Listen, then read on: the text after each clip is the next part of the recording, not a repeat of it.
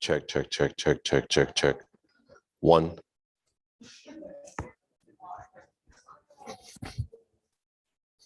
Check, check, check. Check, check, check. Check, check, check. Check, check, check, check. There we go.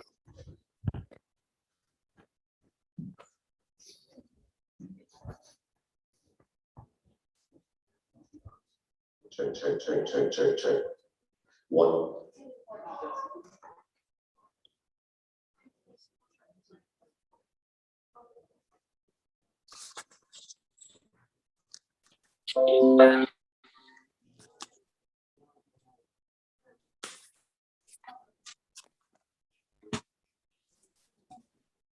Good morning. All right, good morning, everybody. Good morning, Doug. Good morning, y'all. Hey, good morning. Yesterday was a lot of fun. We had a good time yesterday. For those of you that didn't get to go with us, we went for bowling night. We went to Branson. That's where we went. We played laser tag, go-karts, putt-putt, arcades. We then went to a bowling place in Bold, a place called Andy B's. Did y'all like that place? Yes. That was a really cool place. I did terrible too. Do what? She did. She beat me twice. But I mean, she's between the two of us, she's the one that is more of the athlete than what I've ever been. So, you know, well, you didn't go. And so we have that. Yeah, because you only pay for an hour. Now, if you wanted to get bowled to pay another link, yeah, there's a time limit. Yeah, it's like an hour. That's why I said we have 1 hour. I know. Yeah, I mean, y'all played at least 2, and y'all had the most people in your lane than anybody else. Y'all did 2 games. Yeah. Well, I know that there were other groups that had at least 2 games. And that's why I was really trying to encourage y'all. If y'all were, you know, move among the different groups, then y'all would have had more games to play. But it was fun anyway. We had a good time. At least everybody got to play at least 1 full game. And that was a lot of fun. We ate at did y'all enjoy Culver's? Did y'all like that place? The first place, that was only the second time I've ever been there. And I was the first time we were in Branson on a little vacation. And we're like, here's a burger place. Let's see about getting a burger. And so it was a good time. We had a lot of fun. And we'll do something like that again. Probably not Branson, maybe some other place that we've not been.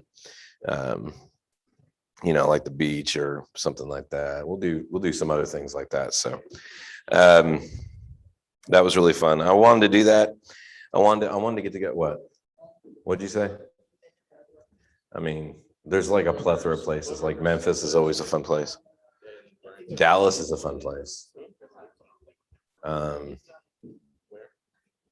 We could go tour Cowboy Stadium and see the, you know. No, they're always closed. Anytime I go there, they're like closed. Fuddruckers was closed yesterday. So, yeah, it's crazy. But we had a good time. And I'm, you know, if you weren't able to go, hey, that's okay. Things happen. But we'll do something else like this. For instance, we're going to be having, here's our fall calendar. If you don't have our fall calendar, if you haven't picked it up, if you haven't seen it, it's online. Your parents have seen it. But here is a, bless you. Here is a physical copy for you to take home, put on your, you know, refrigerator or wherever you normally frequent for stuff. So it's got lots of things going on. The 17th of September is a game night. We're floating to Buffalo the 25th. So I feel like seeing as there's been some more rain, I feel like the level is going to increase. Right now it's low, but it's floatable.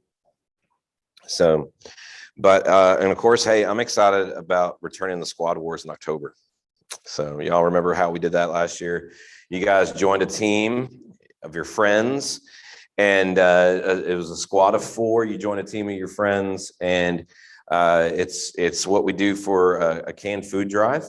We every Wednesday night is a different theme. Some themes are like Razorback Night or Camo Night or Superhero Night or 80s Night or wear your favorite sports jersey night or whatever.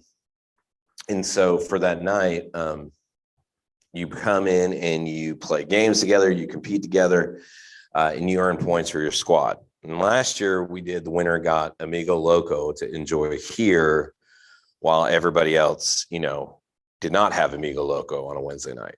And so that was a lot of fun. That was a really great sort of thing. And we all seem to enjoy it. So it's coming back next year. The Squad Wars are striking back. And so you'll get more details closer to when Squad Wars starts about it. But the big way that you earn points is through canned food, in donating canned food or non-perishable items. Because in November, we do our Thanksgiving baskets and our Christmas baskets in December. And we usually feed about 25 people, or 25 families, I should say. And so be looking for more information about that. That's going to be a lot of fun. We're also doing a first for, at least since I've been here, we're doing a D Now. That's in October.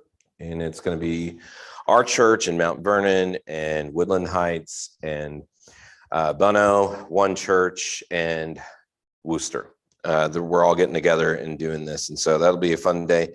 It'll be a day of serving the area, and it'll be a lot of fun. So, but there's a lot of fun things that we got coming up.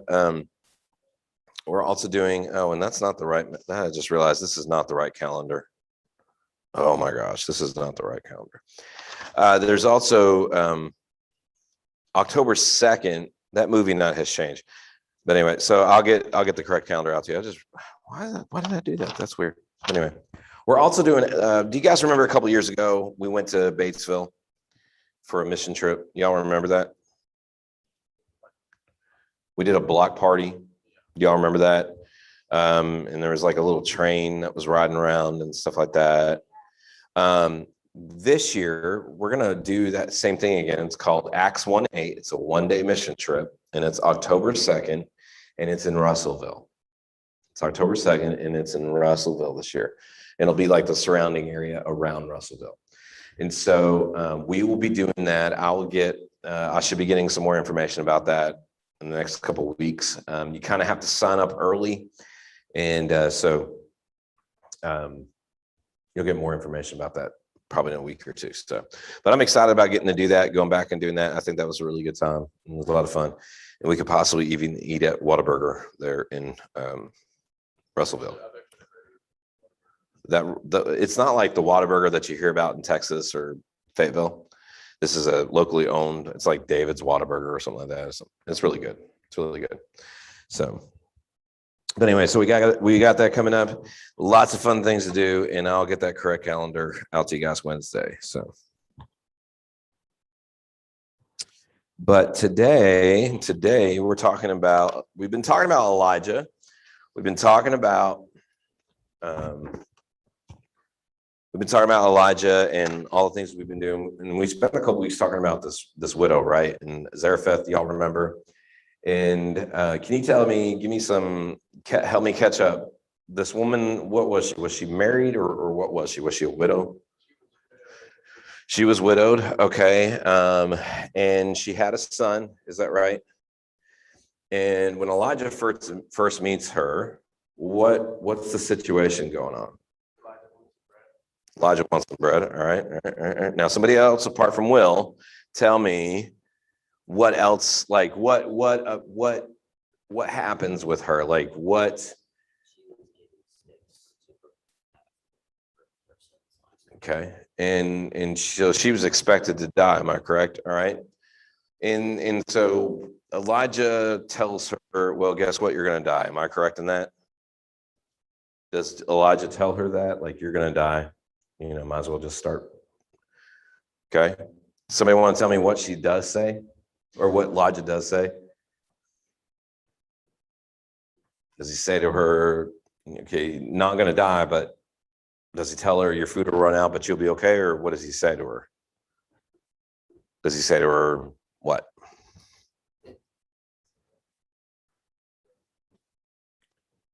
All right. And so she agrees. And what happens? Does she have bread to last her? Does she have food or? Okay. All right. So what else? Okay. So that was a couple weeks ago. Good job remembering on that. What happened last week? What happened last week? We read about her, read about Elijah. And was it that everything worked out like it should? Like she was happy and everything? Is that how it worked out or what? Her son kicked the bucket. And all right, Will, tell me how did she feel about that? Okay. How did Elijah feel about that?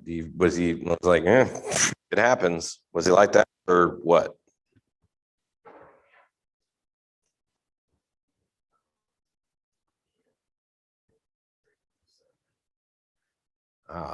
And how did he do that?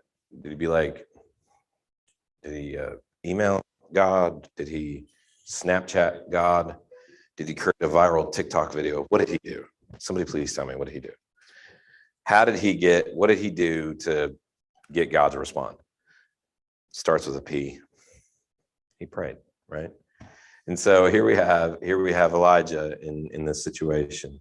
And today we're going to talk about this one other particular instance that happens. And it's all about serving with loyalty. Where do you see loyalty demonstrated in our culture? Huh? Dogs. All right.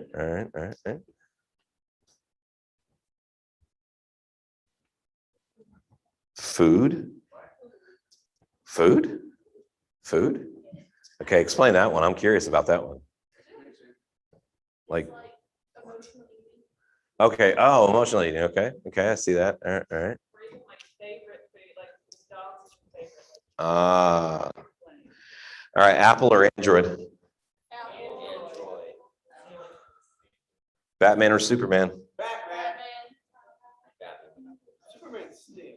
Riverdale or Walking Dead? Nike or Adidas? So brand loyalty. That's the way we have loyalty today. Am I correct? Okay. Sports teams, Dallas Cowboys. Anybody Dallas Cowboy fans?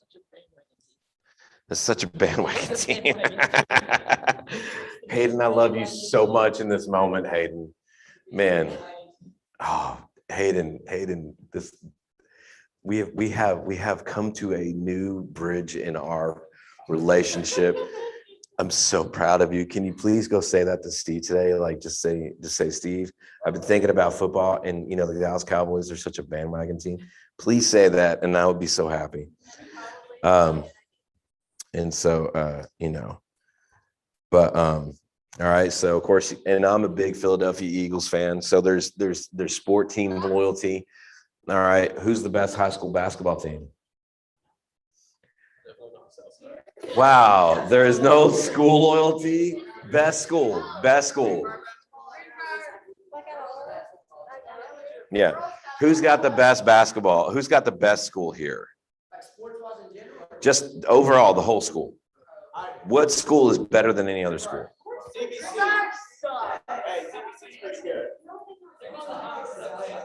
Which is exactly what happens. Sometimes you go the opposite way of being loyal to something and you're loyal in your disloyalty to them. So, I mean, that happens, right? But, back in the day, Greenbrier versus Valonia, that week was an intense week. When we were in college, it was Washita versus HSU. And so we would have people guarding our statue of a lion because one year the lion was stolen by HSU. The tiger, not the lion. We're the tiger. So I, of course, was not a guard because I would have been like, where's the lion at? I can't find the lion. But so like one year, and so we would like do things to each other, because of a loyalty to our school or loyalty to our team. There are lots of different ways that we have loyalty to a different type of phone. I'm a big Android fan. I love Android. I'm not an Apple fan. I've used Apple products. Could really just not care about them. I'm a big Apple guy. I'm a big Windows. I like, for that. Video systems. What? No. What? There's some Android parts in Apple phones. Yeah, because they're not that great. So Apple is not that great. You can't even create their own. But no, I am not an Apple fanboy. Let me state that. Video game systems. I love Xbox over PlayStation, and yes, over Nintendo. Wait, what? What's your reason? But I also love for PlayStation. So that's kind of my loyalties. Video games. I'm a Fortnite player. I admit that. I like playing Fortnite, even though I play other games. That's okay. So I do play real games. I just like playing Fortnite because it's just a lot of fun. You don't have to really stress over it. Yeah, the UFOs are about to go by, but they brought in Superman. That was super cool. So you got Superman, Batman, Wonder Woman. You got pretty much the entire Justice League for the most part. Anyway, that's exciting. I'm a DC guy. I like the MCUs, but I'm not a big. I would rather watch a DC movie over an MCU movie. That's just how I am. So, shoes. I like Nikes. Nikes to me are the best, in my opinion. I like Nikes. They're a really good running shoe. I don't run a whole lot, but I like my Nike running shoe. It's brand loyalty, right? We all have some sort of brand loyalty. And there's not necessarily anything wrong with that per se. But there are some things that we should be very loyal about above anything else. And that is, of course, our faith. We should be faithful to God above all other things. And so we're going to spend some time talking about Elijah and how Elijah kind of demonstrated his faithfulness in a really interesting way. And so open up your Bibles, because for us, being a Christian means that we got to commit our lives and serve God rather than living like the rest of the world. And that is the dangerous temptation, is that we become more like the world because of what we think the world has to offer. We as Christians are to hold true to who God is, follow after God. And so as you guys turn there's this phrase that's in the Marines. It's called Semper Fidelis, or Semper Fi is what you hear a lot of Marines say. It is Latin for always faithful. That's what it means, always faithful. It expresses the Marines' pledge to remain faithful always, no matter what. Marine Corporal Matthew Bradford exemplifies this motto. Serving in Iraq in January 2007, Bradford was on patrol along the Euphrates River when he stepped on an IED, which is an improvised explosive device. Shrapnel blew into Bradford's eyes, took off one leg, severely mangled the other, damaged his left arm and his right hand, caused serious internal injuries. 3 weeks later, he woke up from a coma to discover he was blind and had lost both his legs. Yet, incredibly, in 2010, Bradford re-enlisted in the Marine Corps, becoming the first blind double amputee ever to do so. That's faithful. Marines engaged in battle understand the importance of unwavering loyalty. The prophet Elijah is showing us, and he's going to show us in this in 1 Kings 18, what unwavering loyalty really to God looks like. In Kings 18, before we read, we find that Elijah is embroiled in a battle of sorts. His loyalty to God was on display, and he challenged others to that same type of loyalty. And so beginning in 1 Kings 18, let's look at 1 Kings 18, 20 through 21. Okay. Would somebody like to read that, please? Go ahead. I do apologize. The color is washed out part of the scripture up there. Sorry about that. So Ahab Go ahead. sent for all the children of Israel and gathered the prophets together on Mount Carmel. And Elijah came to all people and said, how long we faltered between two opinions? If the Lord is God, follow him. But if Baal, follow him. But the people answered him not a word. Yeah. And so, okay, so remember, Elijah said it wasn't going to do something in the land. What was it that it wasn't going to do? It wasn't going to rain. Hasn't rained for 3.5 years. Yet, Ahab, Jezebel, and the people of Israel still held to their Baal worship. Baal is a false god. It is one of the destructive gods that Israel comes across and worships. And it really causes them to not worship the true God. They ignored God's power displayed in the drought and famine and remained stubbornly devoted to their false god. But God was not done with them. He continued to speak through miraculous signs, and the prophet Elijah continued as a spokesperson to these rebellious people. And so you have this situation that comes up.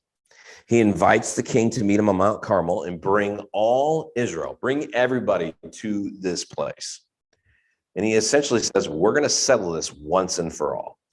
We're going to do this thing. And I want to challenge you guys to do this. I want to challenge you to be to either step up or not. And either you're going to choose to follow Baal at the end of this, or you're going to choose to worship God after this. We're going to be done with this kind of thing that's been going on. We're not going to waver in our loyalty. It's either we're going to do this or we're not going to do this. And so Elijah challenges the king to come to bring all Israel with him. Now, let me ask you this. How do you know how can you tell when your loyalty to God might be wavering?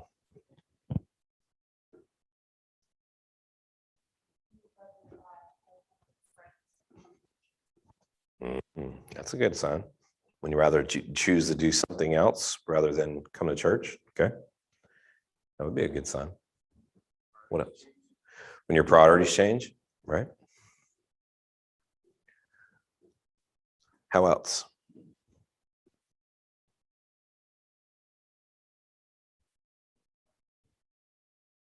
Start making excuses, or you start justifying, right? You start to justify why you did what you did, even though you knew it was wrong. You justify why you did it. You make excuses why you did it. When you choose to, instead of praying about something, you go and talk to somebody, you go and talk to like your friends just to get them on your side about it. That might be another way. And none of these, this is the amazing thing is it's not necessarily like there's one big moment and all of a sudden you stop putting God first, but it's a lot of little moments. You stayed up late the night before, so you sleep in and you skip church. Or you get so busy doing other things that you really just kind of forget that you need to pray. Or it's just really small little subtle things that happen over time. And those can be signs that our loyalty could be wavering towards God, that your focus could be wavering towards other things. And so let's see what happens in this moment. You have Elijah saying, yo, come on, bring the people. King, come on, hang out, come on. And this is what we're going to do. Somebody read 1 Kings 22 through 23. Can somebody read that? And then we'll have somebody read 24 through 26, please. 1 Kings 18, 22 through 23. And then somebody else can read 24 through 26. Okay. Then Elijah said to the people, I am the only remaining prophet of the Lord, but Baal's prophets are 450. Let 2 bulls be given to us. They are to choose 1 bull for themselves, cut it in pieces, and place it on the wood, but not light the fire. I will prepare the other bull and place it on the wood, but not light the fire. All right. And then 24 and 25. Somebody will read 24 and 25, and then somebody else could read 26.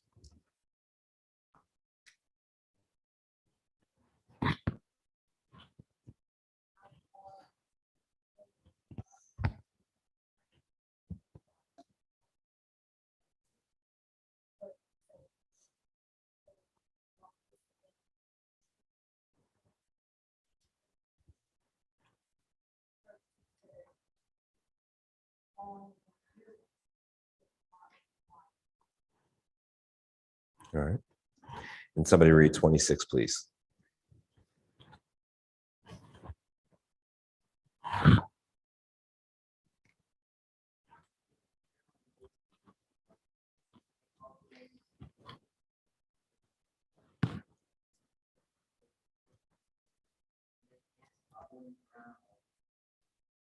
All right, thank you. All right, so this is what happens. This is Elijah and the 450 prophets of Baal. Okay, in this story, he says, "Look, Elijah saying, look, I'm the only guy that's speaking on behalf of the Lord. I'm the only guy that is doing this, that's saying this. You guys got 450 guys. Seems like it would be outnumbered." Essentially what kind of he was saying. He says, look, let's get two bulls given to us. Okay, let's get two bulls given to us. You guys sacrifice a bull, I'll sacrifice a bull, we'll cut it into pieces, we'll place it on the wood, but we're not going to light the fire, and we're going to see whose God is going to show up. We're going to see if it's your God or if it's my God. We're going to see if it's Baal or if it's the one true God. Okay, we'll do this, okay? And Elijah says, look, you guys go first. I'll give you a chance. You guys go first. We'll see what happens. All right? Call in the name of your God. I'll call in the name of my God. And the God who answers with fire is the one that we should worship and follow and be obedient to. So all the people said, sounds good, right? Sounds like that'll work. So they do that. They try. Elijah says, the prophets of Baal, you guys got this. It shouldn't be any difficulty. And so they do this. They follow through the process. They cut the bull up, put it on the altar. They don't light the altar on there. And they say, Baal, answer us. Nobody answers. Okay. So they dance around the altar. Okay. And still nothing happens. Now, let me ask you this question. Because it seems to be ridiculous that these guys would worship a false idol. Am I right? It seems like, come on. There's no thing as a Baal, right? There's this crazy, these false gods are crazy, right? So it'd be real easy for us to kind of focus on that, right? Like this is something that happened back then, doesn't exist today. Are there false idols today? What's the false idol today? What are some idols that people worship today? They don't literally worship them, I dare say. They don't be like, Chris is waving his phone. Yes. What else? Phones, okay. Money. Media, okay. Sports, themselves, being famous. Everybody wants to be an influencer, am I right? Yes. Politicians, yeah, politicians. People think that politicians are the way to go. Some of them are really super creepy and have big pictures of a politician in their classroom and try to have their hair. It was real crazy. That was Ethan's social studies teacher. He had a massive picture of Trump in his, and I'm not dogging Trump when I say this. He had a massive picture of Trump in his room. It was like, it's like a 4-foot picture of Trump. And he had it in his classroom. And it didn't matter. Like Trump was, whatever Trump did, he thought that was great, like creepy great. Okay. Not like, because I agree with Trump's policy, but it's like Trump is amazing. And like to the point he wanted to have the same hairstyle as Trump. That's creepy. Nobody wants Trump's hair. Come on. I don't even think Trump wants that hairstyle, but he has it all the time. Right. So, so there are people that do the same thing with with Barack Obama, with George Bush, with Bill Clinton, with all these guys. You go in their place and it's like the creepiest thing in the world. They have like a shrine dedicated to them. There are false gods today. Even video games can be a false god. Even I love that Chris said your phone. And that's something that I think a lot of times we kind of fall victim to because we want to see how many likes we got on something. We want to see how many, or even I dare say, I'm going to say this, sorry if I offend you, but your TikTok streaks can kind of become a idol to the point to where you got to do it and you got to stay up with it and you got to keep up with it. I think you mean Snapchat streaks. Snapchat. What did I say? TikTok? Yeah. Why did I say TikTok? I know the difference. So a TikTok streak, I don't know. It's how many times can you watch a video over and over again? I don't know. But, sorry. Thank you for correcting me. Snapchat. I'm sorry. I'm so sorry. Hey, as you can tell, I don't do Snapchat streaks because I can barely understand Snapchat in and of itself. But anyway, so there are things that we worship today that we don't really think that we worship, but a lot of times when they become our focus, and there's nothing wrong. There's nothing wrong with the phone. There's nothing wrong with politics. There's nothing wrong with, liking a particular candidate over another. There's nothing wrong with that. The problem is when those things become our definition of why we live.